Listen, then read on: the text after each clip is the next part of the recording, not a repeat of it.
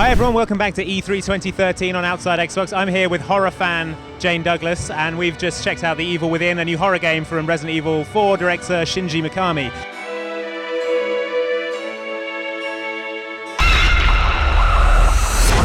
Were you scared? It's hard to be scared in a big theatre with, 60 odd people, but that said, they're not kidding around when they say this is a pure survival horror, and as such it's been this kind of unexpected treat for me. We had that live action trailer, do you remember? I do, yeah. It's really horrifying, but it's like a flavour trailer, which It was like something from the London Dungeon. It was a load of shots of barbed wire and blood and people going ah and stuff, so it kind of went, okay, this will be a game where people get hurt and you get scared, but I mean, it didn't show us anything about what the game would be actually like, but we've actually seen some gameplay now. So we met the lead character, who's a detective.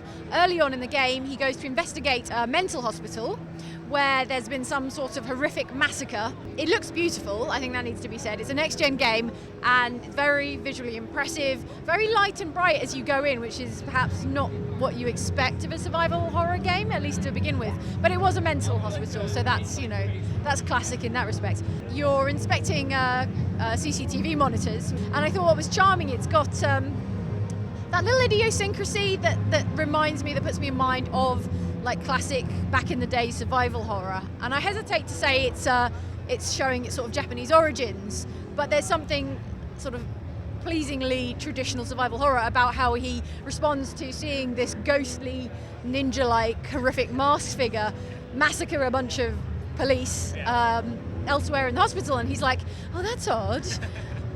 How curious. Well, on with my investigation. I really liked that he was a kind of trench coat wearing detective. That was, a nice little trope. He turns up with his partner and they're like, right, let's investigate this. No other backup, this like hospital full of dead people. So he sees someone in the security camera, and then he passes out and he wakes up in an abattoir. He's hung upside down, there's corpses everywhere around him. I mean, it's really quite full on. You hear someone hanging next to him being properly butchered alive, all from a first person perspective. You swing to it, much like Tomb Raider actually, you swing to escape from a hanging situation, and then you have to sneak your way out of the clutches of this just horrifying butcher character who has a chainsaw and he's chasing you around. He actually catches you in the leg at one point. I mean, the tension was really well managed, I thought. It felt really tense. Yeah, it was that kind of extreme, I hesitate to use the word visceral because it gets thrown around a lot, but that's what it felt like to me, tense, visceral horror. There was literal viscera, so I think you're allowed to use that word. And then after that, there's a lot of like stealthing.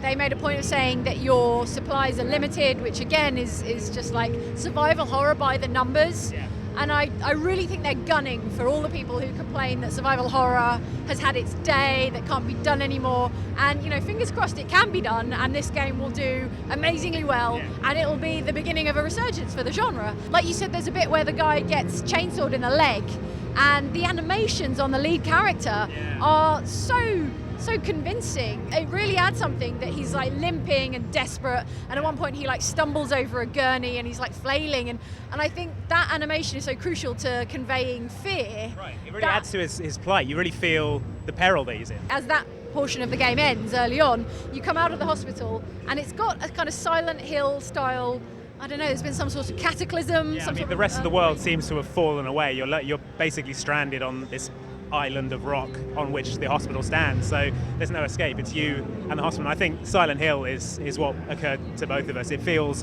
very much like you're no longer in the world that he was in when he entered the hospital, which is, it's a as you say again, it's a survival horror trope. So it seems people who like survival horror maybe feel a bit maligned that the genre isn't really around anymore. This is exactly what they've been asking for. Yeah, exactly. So I think the takeaway is The Evil Within is very exciting and one of those pleasant surprises that you get at E3. Something you were looking forward to now that you weren't necessarily hyped about before.